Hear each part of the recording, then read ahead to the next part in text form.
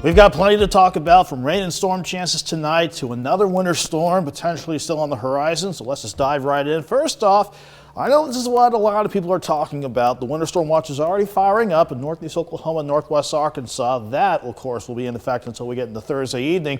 But we have a storm system before that one comes into the picture. In fact, it's clipping Berry County with the flood watch until noon tomorrow, because the first system on the way in wants to bring in a bit of a wet and loud night for many of you with rain and storms on the way. But we kept quiet throughout much of the day. Partly sunny skies to start the afternoon. Now we're seeing more mostly cloudy skies right now, but still nothing underneath the clouds.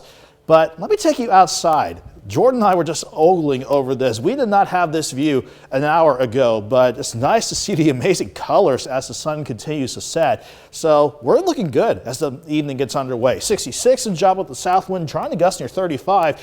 And that humidity, it is climbing for sure. Right now it's 70%. Most of us are in the mid to upper 60s. A lot warmer than normal and compared to yesterday because of that good south wind that we had throughout the day at 15 to 25 and gusts at times pushing 30. But look to the northwest on the other side of the turnpike. That is where the north and westerly wind is kicking in. That's a cold front. That's going to really shake things up as we go into the overnight.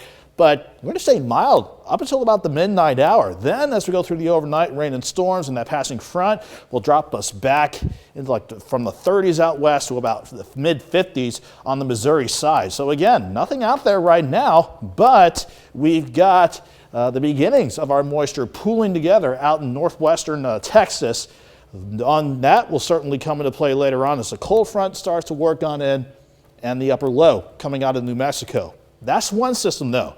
Then there's this guy in the Pacific Northwest. That's the one that'll give us a wintry mess to contend with Wednesday and Thursday. But for tonight, technically there is a low risk of severe weather from about Stockton Lake to about Sheldon, Pittsburgh, Altamont, Bartlesville, points south and east. But from 11 o'clock tonight until about 5 a.m. Tuesday morning, I think the better shot for any severe weather is going to be mainly along and south of I-44. But we'll watch for hail, wind, rain.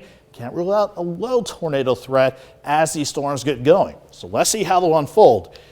They won't unfold for the next few hours, so we're good again to start the evening out. But after 9, 10, 11 o'clock, here come the storms from the south and west. Some of these could be strong to severe, but again, the bulk of the severe weather should stay just south and east of the region.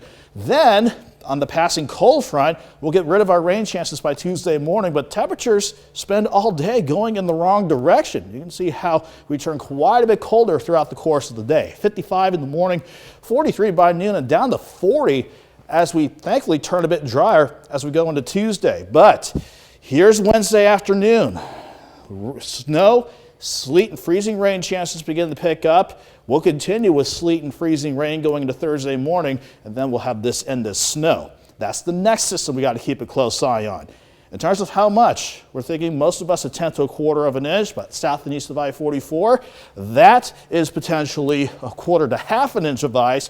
Then we got 1 to 2 inches of sleet and snow for most areas along and north of Interstate 44. So, boy, we have a lot on our plate, but we're taking these systems one at a time, keeping everybody informed of what's to come. But you can see, we see dropping temperatures and eventually 20s and 30s. Yeah. Wednesday and Thursday. Well, the 70-some degrees was nice while it lasted, didn't it, Kelly? Yeah, it was. Speaking of snow, have you ever seen a cow operate a snow